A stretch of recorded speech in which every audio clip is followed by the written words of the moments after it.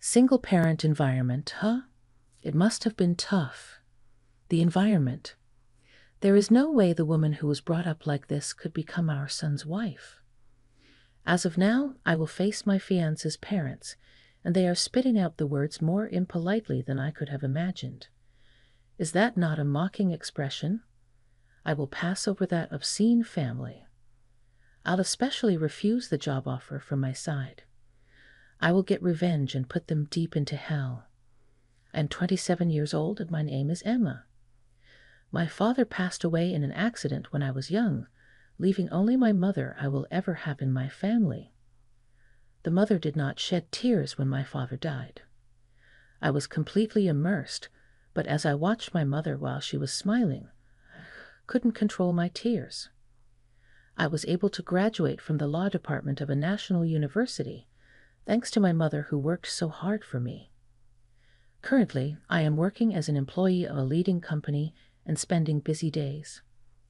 My fiance Michael, who is 3 years older than me at 30, proposed to me 1.5 years into our relationship. Music. After he made a strong approach towards me at work, I decided to marry him because I wanted to put my mother at ease, even though I thought it might be a little too early. And today is the day to go to greet his parents about our marriage. I'm so nervous. Do my clothes look weird? You're fine, Emma. You always worry too much, Michael said. But Michael, you said your parents are very distinguished people. They're what people call wealthy. It seems that it's not so much my dad, but my granddad who is really something. That's right. His parents are what you would call wealthy. His grandfather had a great success as an entrepreneur and left a huge inheritance when he passed away. It seems that his father is living off the inheritance left by his grandfather. Will it be okay? I chose this gift from a well-known place, but do you think they'll like it? It's fine, it's fine. The important thing is that we brought something. Geez, I'm genuinely worried, you know. He's just going back to his parents' home, so he's more relaxed than me.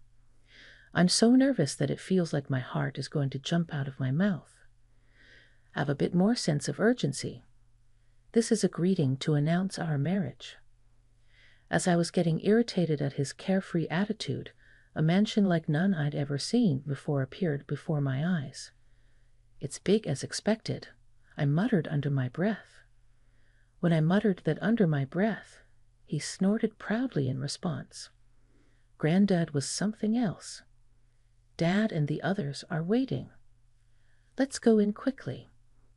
As we entered the entrance together, the large door opened automatically, and his parents greeted us. Welcome. You're Emma, right? We've heard about you from our son. Nice to meet you. I'm Michael's mother. Yes, nice to meet you. My name is Emma. His mother was calm and smiling throughout. My anxiety and tension eased somewhat. His father also treated me kindly. So, you're colleagues with Michael, huh, Emma? That's impressive, a woman working for that company. Thank you. I was bothered by the expression a woman, but I took it as a compliment and responded well. However, as the conversation progressed, I felt more and more out of place. Well, but deciding to marry Michael, you have quite the courage, Emma. Huh? What do you mean? Michael's parents, in other words, us, we are wealthy. Normally, one would feel intimidated by the difference in status and be apprehensive about marriage, you know. Maybe some people might feel that way. Michael's father seemed to be under the impression that they were some special entity and did not hesitate to explain the differences in status. Michael's mother, who had been calm until a while ago, began to reveal her true nature as the conversation progressed.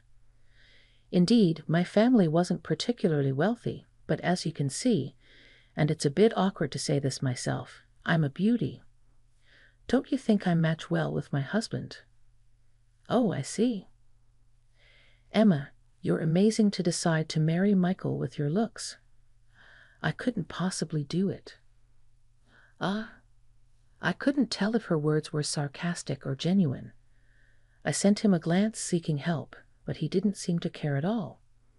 Moreover, at some point, he even joined in and started teasing me with his parents. Emma, she has an average face, but she's good at her job. I think she'll make a good wife. She's highly rated in the company despite being a woman, and I think she can match me, right? Wait, was he always like this? When it was just the two of us, he seemed a little more calm and refined. Maybe because he's in front of his parents, his attitude has become bigger. While such doubts crossed my mind, I managed to keep the atmosphere of the place with a forced smile. Just then, Michael's father suddenly asked his son, "By the way, Michael, have you greeted her parents yet?" "Of course I've taken care of things like that, so don't worry." I presume Emma's parents are quite ordinary folks. She doesn't have a father, but Emma's mother seems like any other mother. Upon his reply, Michael's father's eyebrows subtly moved. She doesn't have a father. Emma, what's the situation? Surprised by Michael's father's sudden transformation, I desperately explained the situation. My father passed away in an accident when I was little, and since then my mother has been raising me. So you're saying that you come from a single-mother household? Yes, that's correct. I still live with my mother. When the explanation was over, Michael's father had a deeply thoughtful look on his face. Michael's mother also visibly turned sour. Then the two of them started to whisper as if having a secret discussion. Is there a problem?" I asked cautiously, puzzled by their behavior. At the same time, Michael's mother uttered something surprising. "That might be a bit difficult." What do you mean?" "Michael, you should reconsider marrying this girl. Mom will find you a girl with better conditions." "Wait, what are you talking about?" Michael's mother stared at me with cold eyes. "A girl from a single-mother household is not suitable for Michael, right?" Michael's father next to her immediately chimed in. "Indeed, Michael. Regardless of her career success, coming from a single-mother household is problematic, isn't it? I've advised you many times to be careful when choosing a spouse, but you?" It felt as if I was being treated like a defective product. It was completely unexpected to be told such a thing by my fiance's parents, whom I met for the first time. I was left dumbfounded in surprise. Then my fiance Michael uttered words I couldn't believe, making me doubt my own ears. "Oh, so she's disqualified after all. I thought she could barely make the cut. But I'm already 30, and it would be a hassle to find someone else now, so I'll settle with Emma."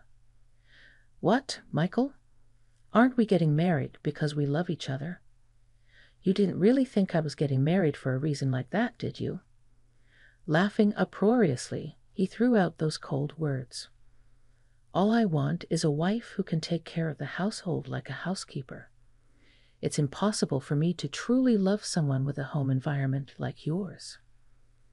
"That's exactly right," Michael's mother agreed with his cold words. Michael's father was also nodding and laughing scornfully. "I can't believe this. I thought he alone had decided to marry me out of genuine love." I was left speechless by this unexpected turn of events. As I lost my words, Michael's parents launched further attacks. "Single-mother household. You're shameless to think of marrying my son despite being raised in such a terrible environment." "Absolutely. We can't let our son marry a girl raised in such a low-level household." At that moment, the emotions I had been holding back exceeded their limit. Rather than shock, my anger surged at the insults of my life and my precious mother. I couldn't hold it back anymore. Slowly, I lifted my face and calmly conveyed it to them. "Understood. Let's call off the wedding, and please leave here right now." Not only Michael's parents, but even he looked taken aback by my statement. He asked me in confusion, Emma, what are you suddenly saying?" "What? I'm asking you to leave. Don't you get it?" "What are you talking about?" Why do I have to be told that by you? I don't understand." Following his words, Michael's parents started making a fuss. "Exactly. We don't have to be dictated to by a poor person like you, Emma. Not only is your family background poor, but your attitude is also terrible. What are you thinking? Shut up." I hit the desk hard with my hand and stood up. "Do you know who owns the land this house is built on?" "What are you talking about?" "This is the land left to us by my father." "Oh, from your father? Can you prove that this land is yours?" Proof?" Asked for evidence, Michael's father started to panic. They seemed to have never checked it, whispering to each other. "What's the problem? If you own the land, there should be proof, right? Like documents from the inheritance." "We don't have anything like that. This house was built by my father, and this land was his from that time. That's why he could build it." When Michael's father started talking, Michael's mother also raised her voice. "First of all, what are you suddenly saying? It's rude for a commoner like you to talk about someone else's land, Emma. Stop it. Just because my parents didn't allow our marriage, don't start making strange accusations. It's a waste of time to go on like this." I decided to tell them the truth. "It seems you don't know, so I'll tell you. Your grandfather only had a lease agreement with my grandfather." "What? What's that lease agreement?" It seemed to be a word he heard for the first time, and Michael's father tilted his head in confusion. Exasperated, I explained it carefully so that even this foolish family could understand.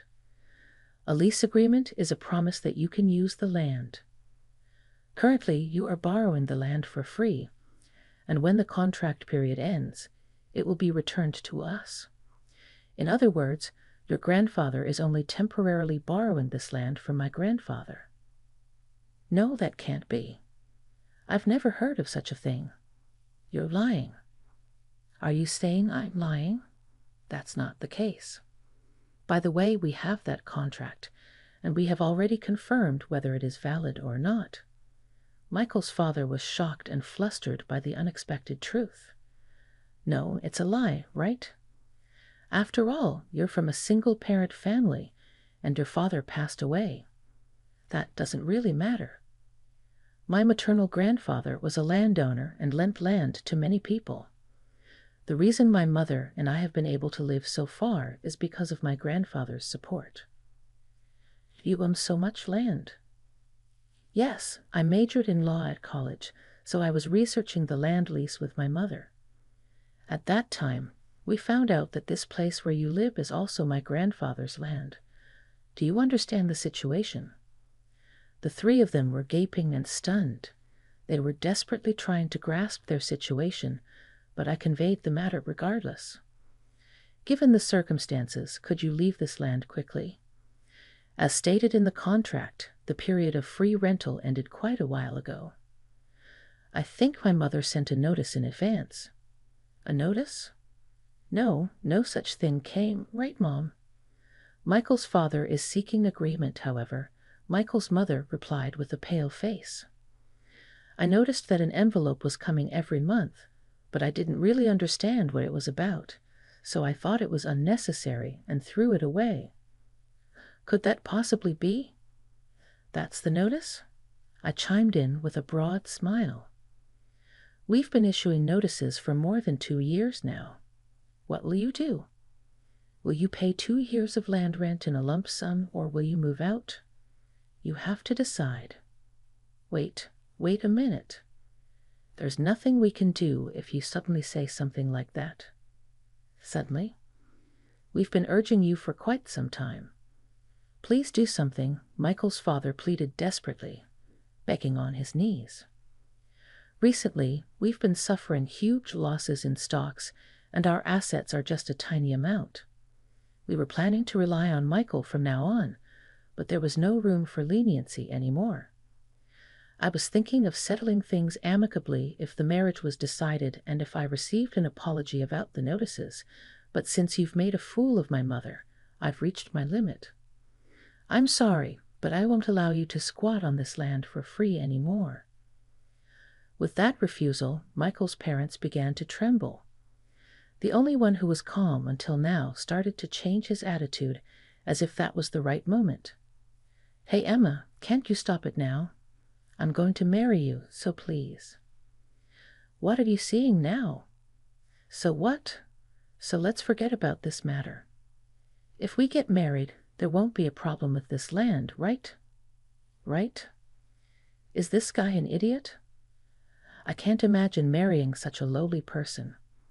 At this point, I don't need a man who insults his fiancée along with his parents. I'm sorry, but I have to decline. There's no way I'm going to become part of a family with a conceited man like you and your deluded, knave parents." At my words, he looked like he was about to cry. "Please, forgive me. So what if we're a single-parent family? Do you think I'll stay quiet after you insult my mother?